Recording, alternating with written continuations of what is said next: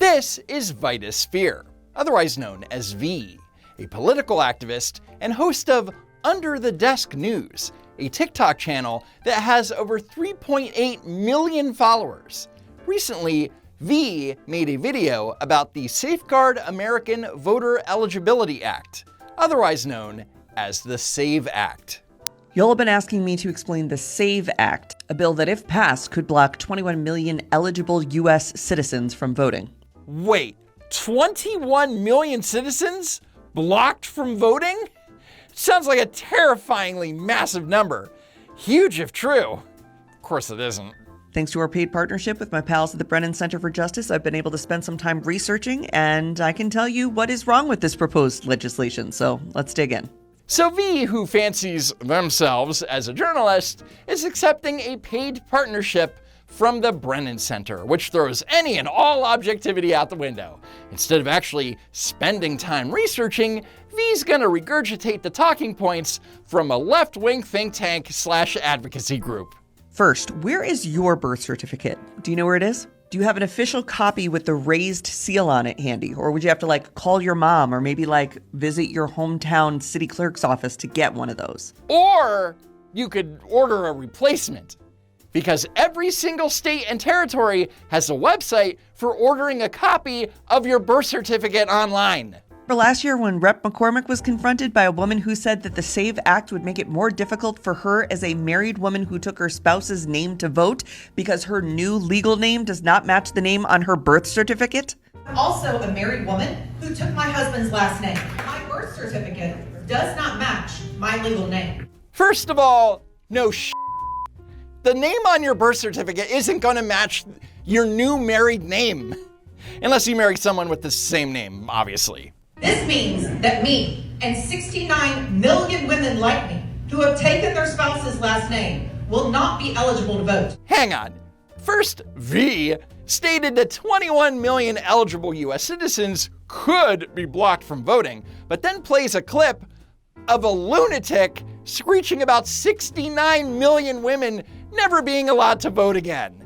Because journalism or something. Okay, first of all, if you get married and take on your spouse's name, federal law, Title 20 CFR Section 422.110, requires you to alert the Social Security Administration. To do this, you'll need to fill out Federal Form SS-5. You'll either have to visit your local Social Security office or mail in a copy of both your certified marriage certificate and the ID with your old name on it. All 50 states require you to update your name with the Social Security Administration. And once you do, you need to update your driver's license or state ID. And in most states, it is required by law to update that ID within 10 to 30 days of your name change. In Georgia, where that woman was screaming at Congressman McCormick about birth certificates, if you change your name by marriage or other legal action, you must obtain a new license showing the correct name within 60 days. And to do this, you only need your old ID and your state-issued marriage certificate. That's it. Which means that the whole "but my birth certificate" narrative is complete bullshit. No copy of the birth certificate handy? Okay, how about a passport? Do you have a passport? If not, if you don't have one of those two documents, then you may not be eligible to vote under the SAVE Act. But if you have a valid form of identification with the Real ID indicator, then you don't need a passport and you don't need a birth certificate to register to vote. You only need a birth certificate if you don't have a Real ID, which most people have. This is as simple and literal as a show your papers law. Look, you still need to show your papers to fly in a plane, drive a car, buy alcoholic beverages, open a bank account, apply for a job, purchase a firearm, or even just buy a box of Sudafed at CVS. But to the left, the sacred institution where we decide the leader of the free world is the one thing where verifying your identity is suddenly fascism. It isn't a show your papers law. It's a prove you are actually an American citizen before you cancel out my vote law. And it's not meant to make our elections safer. It's meant to arbitrarily block people from the vote who may not be able to easily produce an original birth certificate with a raised seal or a passport. Like millions of Americans can't, right? You might not know where those things are now or might not have them. I'm sorry, are we treating voters like toddlers now? What the f? Look, if you can't find your birth certificate or your passport, that's a you problem, not a democracy problem. Next is Owen Bashki of the Brennan Center, completely lying to your face. If the SAVE Act becomes law, when you register to vote, you'll be required to show a document proving your U.S. citizenship. For most Americans, that means producing a passport or a birth certificate every time they register to vote. Saying that most people will need to show a birth certificate or passport to register to vote is a f***ing lie. By mid-2025, there had been over 160 million real IDs issued. And in 2024, there were 174 million registered voters. In other words, the Brennan Center's math ain't mathin'. Next, the Brennan Center claims that millions of Americans don't have documents proving their citizenship readily available. Convenience matters when it comes to consistent participation in American elections. Even if a citizen is certain that a passport or a birth certificate is in a safe-to-deposit box at the bank, voters are busy. An additional trip to the bank would surely prevent some voters from registering to vote if such documents were required. We consider a document to be readily available if respondents could quickly find it if they had to show it tomorrow. So the argument is essentially that Americans can't be bothered to take an additional trip to the bank within any given 2-year period between federal elections. Makes sense to me, what's your problem? Our research indicates that more than 9% of American citizens of voting age, or 21.3 million people, don't have proof of citizenship readily available. There are myriad reasons for this. The documents might be in the home of another family member or in a safe deposit box. So this liar from the Brennan Center claims that the SAVE Act could block 21 million eligible U.S. citizens from voting. Yet, according to the Brennan Center, it's not that these documents don't exist for most of these people, it's just that they aren't readily available. At least 3.8 million people don't have these documents at all, often because they were lost, destroyed, or stolen. So is that Donald Trump's fault? No, it's not. If you lose your birth certificate or if you lose your citizenship documents, then it's your responsibility to get them replaced, whether you're a voter or not. It's called being an adult. While it's true that most Americans can access these documents, most of us don't walk around town carrying our passport or birth certificate. And if those documents were required for voter registration, most would not have them readily available to take advantage of opportunities they encounter at schools, churches, or other community spaces where registration drives register many Americans to vote.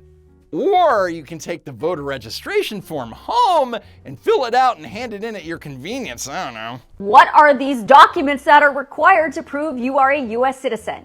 Your driver's license is not going to do it. Wrong news, Grandma. If you have a driver's license with a real ID, which most people have, the DMV has already verified your citizenship. For clarity, the text in the SAVE Act states that you can use a form of identification issued consistent with the requirements of the Real ID Act of 2005 that indicates that an applicant is a citizen of the United States, which includes a driver's license.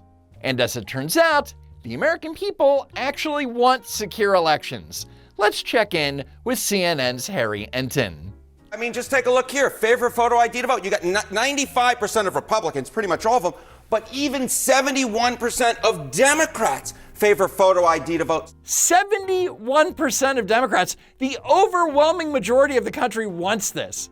It's only controversial to paid activists and left-wing cable news pundits who are now attempting to move the goalpost.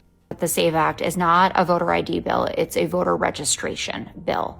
And those things are markedly different. And when they talk about it as voter ID, it makes Democrats seem like assholes, like we're on the wrong side of another 80-20 issue, when in reality, most Democrats are open to the idea of having to present voter ID when you go to the polls. It just has to be reasonable. But it is reasonable to think that if someone can show ID when you go to the polls, then you can show ID when you go to register to vote. What the SAVE Act wants to do, which makes it that you have to show proof of citizenship when you register to vote. So that's a passport or a birth certificate. Or a driver's license, or a state ID, or a military ID card. Again, in most cases, you're not going to be required to show either a passport or a birth certificate. Jessica Tarloff would rather lie to her viewers instead of giving them useful information. And I think a lot of us know how complicated that gets. Nearly 50% of Americans don't even have a passport. That includes a lot of Republican voters, especially MAGA voters. We just looked at the polls, Jessica, and 95% of Republicans support this. They aren't worried about it getting complicated because they're functioning adults who know where their documents are. Stop trying to gaslight the very people who support the bill into thinking that they're victims of it. But then B, with the birth certificate issue, how many of you have the birth certificate just on hand or are going to go through the effort of going to get it? Let's say you're a student. You just showed up at the University of Wisconsin. You want to be able to vote. You're in a swing state. Did you bring your birth certificate when you went off to college? I sincerely doubt it. My mom kept mine. She's saying the quiet part out loud. The left isn't worried about disenfranchisement. They're worried that temporary students won't be able to help flip a state that they actually don't live in. And then if you've gone through a name change, it's a complete nightmare for women who are listening to this and have changed their name. You know what I'm talking about. No, Jessica, changing your name isn't a complete nightmare. This is a complete nightmare. But Jessica Tarloff's view is typical because according to leftists, women in the United States live under a constant state of oppression. House Bill 22, otherwise known as the SAVE Act, will prohibit millions of eligible voters of actually voting, as well as married women. Now, for women who get married and take their husband's last name, this is a problem. And for women whose legal names don't match their birth certificate anymore after getting married, a large percentage of the populace. And it is not so easy to just show your passport or birth certificate. Who this is going to impact is anyone whose last name on their ID is not the same as their birth certificate. Married women and other marginalized communities would be most heavily affected. Married women, divorced women, widowed women, women who change their names at any point in their lives could be denied the right to vote. You know what? You guys convinced me. I've been looking at facts and laws when I should have been listening to the vibes. So ladies, for your own safety, don't even try to go register and go to the polls. It's too complicated for you to understand. And honestly, the math of name A becoming name B it's just too much for anyone to handle.